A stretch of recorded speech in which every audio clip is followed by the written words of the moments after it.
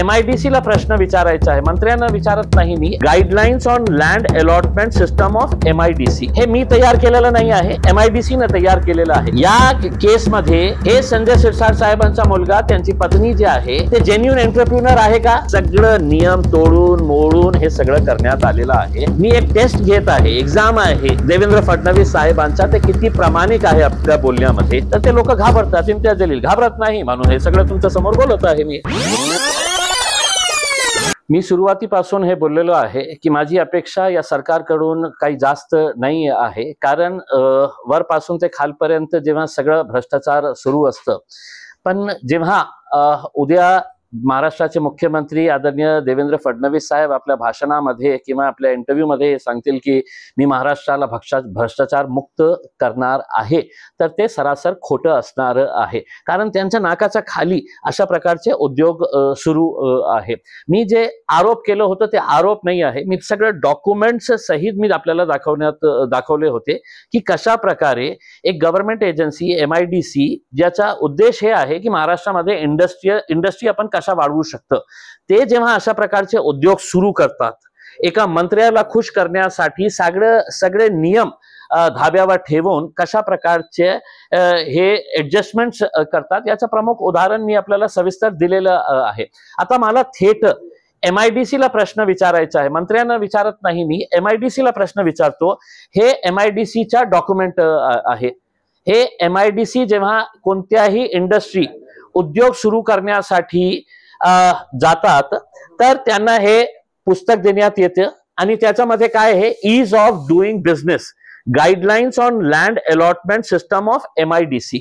हे मी तयार केलेलं नाही आहे, MIDC ने तयार केलेलं आहे. आणि त्याचा सगळ्यात पहिला मुद्दा काय आहे, पहिला मुद्दा जे आपल्याला काही आज जाण्याची आवश्यकता नाही आहे, पहिला मुद्दा हे आहे की auction procedure for allotment of plots. पहिला मुद्दा आहे त्यांचा रूल नंबर 1. आणि त्याच्यामध्ये त्यांनी काय सांगितलेले आहे, where more than 80% plots is allotted in such industrial areas, remaining plots will be allotted by way of auction. याचा अर्थ हे आहे की कोणत्या इंडस्ट्रियल एरियामध्ये 80% प्लॉट जे आहे ते अलॉट करण्यात आलेलं आहे, लोकांना देण्यात आलेलं आहे. आता उर्वरित फक्त 20% राहिलेले आहे. प्लॉट्स कमी आहे आणि मागणारे खूप जास्त लोक आहे. तर अशा परिस्थितीमध्ये MIDC ची जबाबदारी आहे की त्या प्लॉट्सच्या डिटेल्स पेपरमध्ये छापायचं, डिटेल्स द्यायचं, त्याचा ऍड तयार करून की इतकं एरियाचं लँड अवेलेबल आहे, आणि ते दिल्यानंतर जे जे इंटरेस्टेड असतील ते अप्लाय करतील.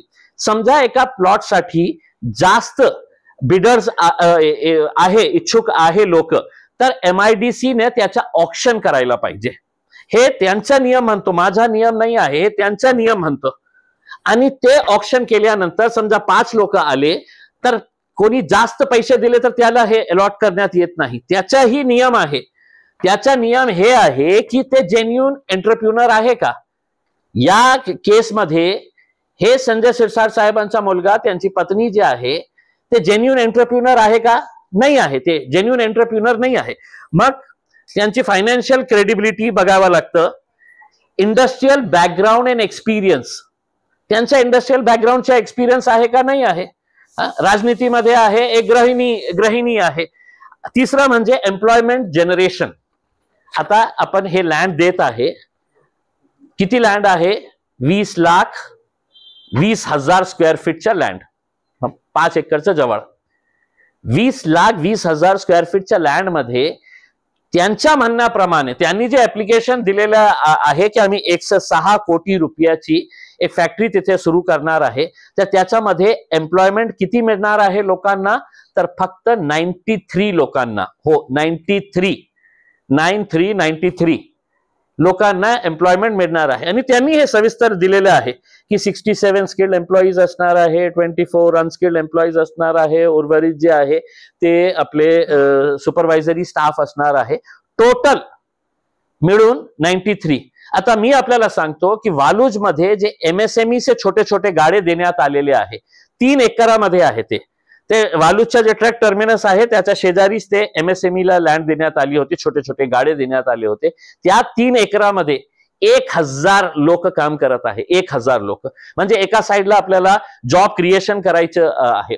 आणि MIDC ने जेव्हा हे लँड साठी मुंबईला प्रस्ताव पाठवला तर त्यांनी हे म्हटलं की प्रायोरिटी लँड अलॉटमेंट, हे प्रायोरिटी लँड अलॉटमेंट MIDCच्या अधिकाऱ्यांना मी सांगू इच्छितो की ती फॉर्च्यून 500 कंपनी आहे, जगातली खूप मोठी कंपनी आहे, किंवा या देशातली मोठी कंपनी आहे अंबानी सारखी, अडानी सारखी, जे कोट्यवधी रुपये खर्च करणार आहे, इन्व्हेस्टमेंट करणार आहे आणि ज्याच्यामुळे खूप सारे जॉब्स क्रिएट होणार आहे.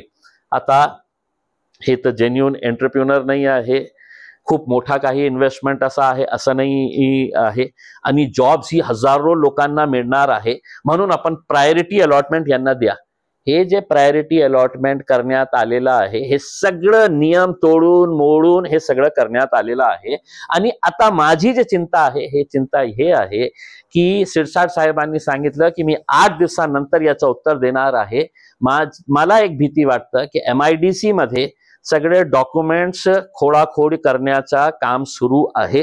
ते न करता आता त्याचं उत्तर दिलं तर मला असं वाटतं की बरं होईल. काय आहे की जेव्हा मी मुख्यमंत्र्यांना ऐकतो आणि ते म्हणतो की आम्ही महाराष्ट्राला मुक्त करणार आहे, तर त्यांनी असं नाही म्हटलं कधीही की तुम्हाला मला साथ द्यायची असेल महाराष्ट्राला भ्रष्टाचार मुक्त करण्यासाठी तर तुम्ही आंदोलन करा, मगच मी कारवाई करणार आहे. मुख्यमंत्र्यांना आपल्या मार्फत हे सगळे डॉक्युमेंट्स आणि सगळं काही माहीत त्यांना पडलेलं आहे की कशा प्रकारचा हे कारभार सुरू आहे, त्यांच्या नाकाचा खाली हे सगळं सुरू आहे. मी वाट बघत आहे, मी एक टेस्ट घेत आहे, एक्झाम आहे देवेंद्र फडणवीस साहेबांचा, ते किती प्रामाणिक आहे आपल्या बोलण्यामध्ये जेव्हा हे बोलतो ते.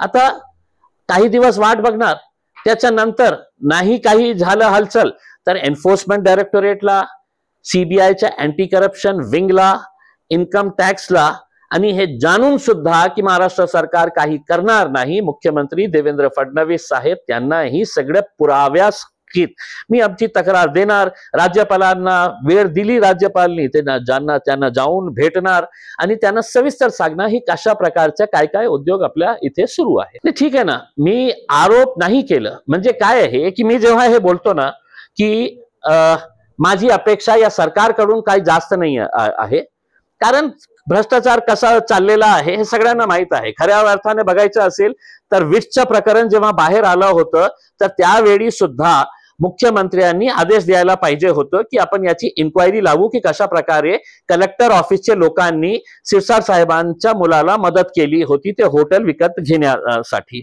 आता तुम्ही माझ्यावर हे करता की गांभीर्य घेण्याची आवश्यकता नाही आहे.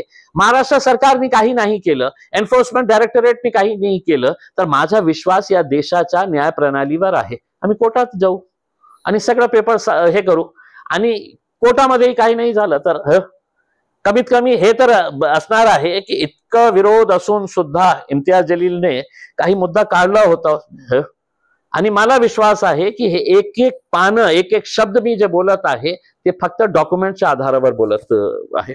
काय हे की CMIAचे जे पदाधिकारी आहे ना ते सगळे मोठे मोठे लोक आहेत. त्यांचं काम काय आहे की मंत्र्यांना 5 स्टार हॉटेलमध्ये बोलवायचं, त्यांच्याकडून काही उद्घाटन करून घ्यायचं, त्यांचा फूल हार घालून सत्कार करायचं.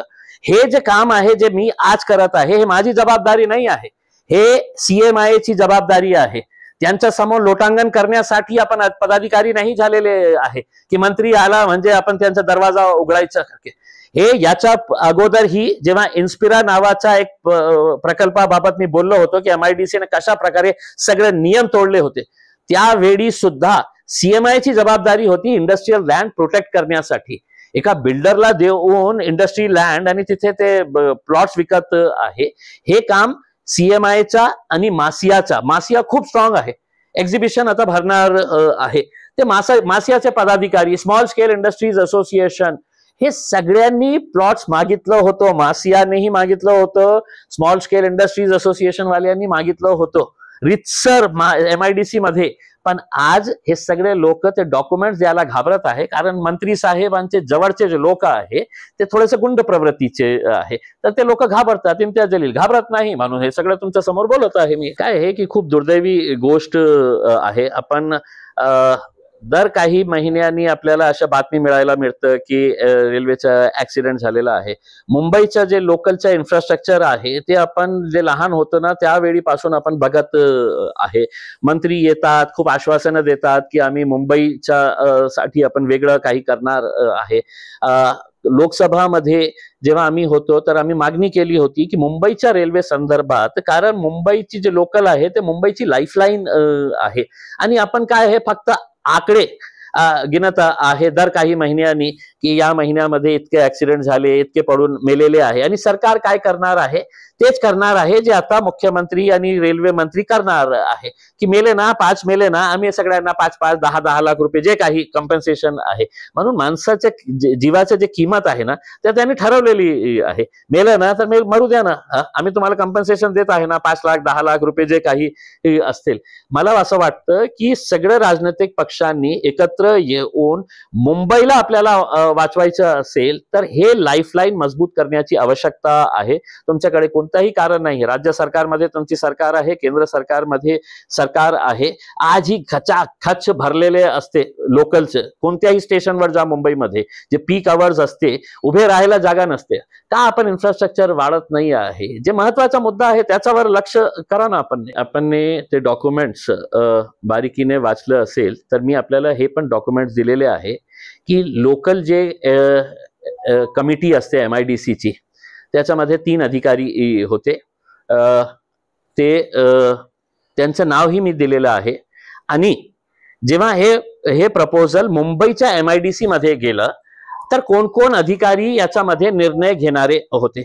आता माझ्याकडे नाही आहे, मी तुम्हाला पुन्हा पाठवतो किंवा पुन्हा जेव्हा तुम्ही माझ्याकडे येईल त्यांच्या सगळ्यांचं नाव मी सांगतो. एक नाव मी तुम्हाला सांगतो की जे इलेक्शन ऑफिसर होते, इलेक्शन इन्चार्ज होते या कॉन्स्टिट्युएन्सीचे, गिरासे या कॉन्स्टिट्युएन्सीचे माझ्या विरोधात जे भारतीय जनता पार्टीचे उमेदवार होते ते आमच्या कॉन्स्टिट्युएन्सीचे MIDCचे रिजनल ऑफिसर होते, ते इलेक्शन ऑफिसर होते. आता मी त्यांच्याकडे खूप सारे तक्रार केली होती की कशा प्रकारे पैसे वाटण्याचं काम सुरू होता. डोणगावकर नावाच्या एका वकीलने त्याच्या ऑफिसमध्ये कशा मुस्लिम महिलांना बोलवून त्यांच्याकडून हे सगळं पैसे वाटत होते. हे आंबेडकर नगर मध्ये कशा प्रकारे त्याच्या तिकडचं कॉर्पोरेटर पैसे वाटत होता, सगळं व्हिडिओ सहित दिलं. ते इन्क्वायरी करायला पाहिजे होतं. सरकारनी जे मला पाळलं अतुल सावेंनी त्यांच्या OSD करून टाकलं त्यांना. आता ते त्यांच्या ऑफिसमध्ये आहे. तर अशा प्रकारचे उद्योग सुरू असताना अपेक्षा कुणाकडून करू मी हे सांगा तुम्ही. नाही, ते आपल्याला खोटं सांगत आहे की त्यांची सिग्नेचर जे 3 लोक होते, 3 अधिकारी होते इकडचे, की जेव्हा त्यांनी प्रस्ताव तयार केला आणि त्यांना असं वाटलं की हे जे शेंद्रामध्ये जे दुसरं ट्रक टर्मिनस आहे त्याची आवश्यकता नाही आहे आणि त्यांनी खरं सांगायचं असेल तर खोटे आकडे आपल्या हेड ऑफिसला पाठवले की 5 एकरामध्ये आपल्याला फक्त 70-80 ट्रक्स तिथे थांबतील, म्हणून आम्हाला आवश्यकता नाही आहे. तुम्ही आत्ताही गेलं, मी सगळं मीडियावाले सोबत गेले होते त्या एरियामध्ये, पूर्ण रस्त्यावर हे ट्रक्स उभे आहे. मग कोणत्या आधारावर हे यांनी सांगितलं होतं की आम्हाला या ट्रक टर्मिनसची आवश्यकता नाही? आज ते ट्रक कुठे उभे आहे तर रस्त्यावर उभे आहे आणि रस्त्याच्या दोन्ही साईडला उभे आहे. मग कोणत्या आधारावर तुम्हाला असं वाटलं की हे ट्रक टर्मिनस नाही? आधार एकच होता, मागणारा व्यक्ती मंत्रीचा मुलगा होता. मंत्री पॉवरफुल आहे, धमक्या देतात अधिकाऱ्यांना की तुम्हाला एकनाथ शिंदे साहेबांच्या समोर नेऊन उभे करणार आहे. म्हणून ते घाबरले आणि घाबरल्यानंतर मंत्र्याला कोण हे नाही म्हणणार आहे, त्यांनी सगळं हे तयार करून दिले, पाठवले.